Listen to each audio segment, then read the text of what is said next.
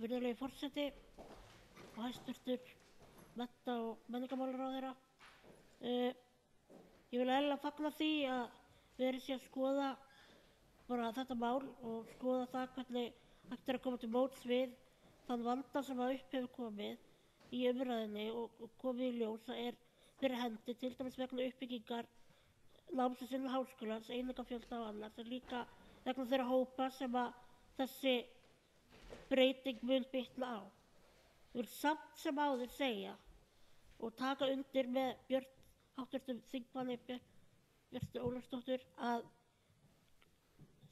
þær athugasemdir sem að komu frá hæstvirtum menntamálaráðherra það að nemendur gætu alveg gert þetta svona því þannig væri þeir að sinna námi sinna fullri alvöru þetta háalvarlegt mál. Nemendur sem að geta ekki stundað nám sitt jafn hratt og normið gerir kröfu eru ekki endilega að gera það vegna þess að þeir geta það ekki eða vegna þess að þeir hafa ekki metnað til þess. Það er einfaldlega vegna þess að samfélagið okkar er þannig handlað að það gerir ekki ráð fyrir öllum og það er þannig handlað að það veitir ekki öllum sem þess þurfa viðeigandi aðstoð.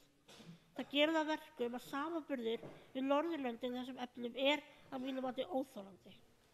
Það er rosalega algengt hjá okkur að við berum okkur saman við Norðurlöndin þegar okkur hentar það, en svo gerum við það ekki þegar okkur hentar það ekki. Í mínu tilviki var það þannig að ég hefði einungis getað lokið háskólanámi á fullum hraða vegna þess að ég var með notendastýrða persónulega aðstoð allan sólarhringinn. Það var forsenda þess að ég geti lokið mínu námi. Ef ég hefði ekki verið með notendastýrða persónulega aðstoð, hefði ég lokið námi einhvern tímann, en ég hefði alveg verið jafn metnaðarfullur námsmaður, enga síður.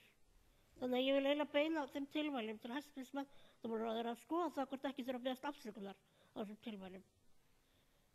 En að lokum vil ég samt segja að ég fagna umræðan sem er til staðar og ég vona að hún skili sér því að þessar breytingar mun ekki leiða til þess að það verði mismunun á grundvelli skerðinga og á grundvelli félagslegrar stöðu til háskólanáms á Íslandi.